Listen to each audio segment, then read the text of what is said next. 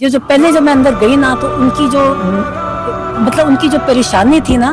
وہ ان کو غصہ تھا اور وہ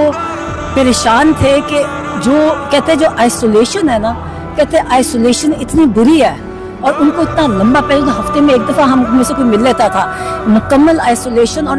اتنے ڈسٹربڈ ہے. ہم نے ان کو بتایا کہ ہم آپ کے باہر بیٹھ رہے ہیں تو جب ان کو یہ بھی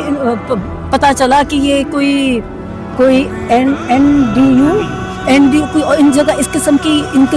تو وہ اور ان کے پارٹی والے اندر کس پارٹی کے لوگوں نے شرکت کیا وہ اتنے ڈسٹرب ہوئے کہتے ہیں ہم اتنی تکلیف دہ جیل کاٹ رہے ہیں اور جن لوگوں نے ہمیں جیل میں ڈالا ہوا ہے آپ انہی کے پاس جا کے آپ وہاں ان کے ساتھ سوشلائز کر رہے ہیں. انہوں نے کہا کہ جو بھی میرے پارٹی والے جو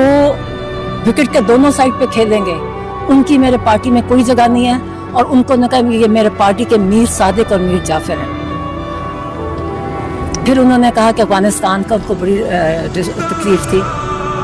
کہتے ہیں کہ افغانستان کا آپ کو پتہ کتنی دفعہ انہوں نے یہ بھیجا ہمیں ٹویٹس ان کی پچھلی آپ دیکھ چکے ہیں کہ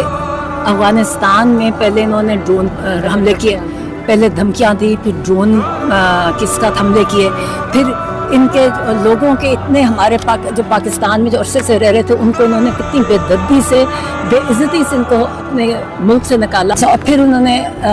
بڑا یہ اخبار میں نے پڑھا سے کسانوں کے ساتھ ہو رہا ہے اور کہتے ہیں کہ جب تک ہماری قوم کو کہا کہ جب تک آپ غلامی کی مائنڈ سیٹ میں رہیں گے آپ یہ چینی کا مافیا یہ لینڈ مافیا یہ مینڈیٹ چور یہ سارے جو ایکسٹینشن مافیاز ہیں کہتے ہیں یہ آپ کو غلام بنا کے ہی رکھیں گے. اگر آپ نے اور آپ نے اپنی نسلوں کے لیے کچھ آزادی چاہتے ہیں تو اس کے لیے آپ کو اٹھنا پڑے گا اپنی آزادی کے لیے لڑنا پڑے گا ورنہ یہ آپ کو کبھی آج یہ ہے پھر نیکسٹ ان کی آپ دیکھ لیں ان کی نسلوں کے غلام بنو گے اور آپ کی نسلیں بھی ان کی غلام بنیں گی. اس لیے اب ہمارے پاس کوئی آپشن نہیں ہے کہتے اب اٹھیں کیونکہ اگر نہیں کیا تو حال یہی ہوگا جو آج کل ہو رہا ہے سب کا.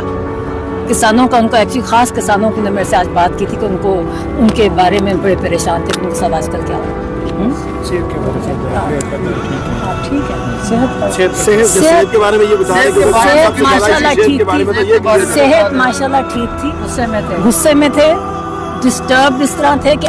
غصے میں اس لیے تھے کہ انہوں نے آئسولیشن کہتے ہیں یہ فزیکل ٹارچر سے مینٹل ٹارچر زیادہ برا ہوتا ہے اور ایون آپ اگر ہیومن رائٹس کے جو آپ رولز دیکھیں نا اس میں یہ بھی ٹارچر میں ہی کنسیڈر ہوتا ہے جو آج کل کر رہے ہیں. تو اگر ہمارے اوپر کوئی قانون اور آئین نافذ نہیں ہے تو ہم بھی پھر ہر قانون اور آئین سے آزاد ہو جائیں گے پھر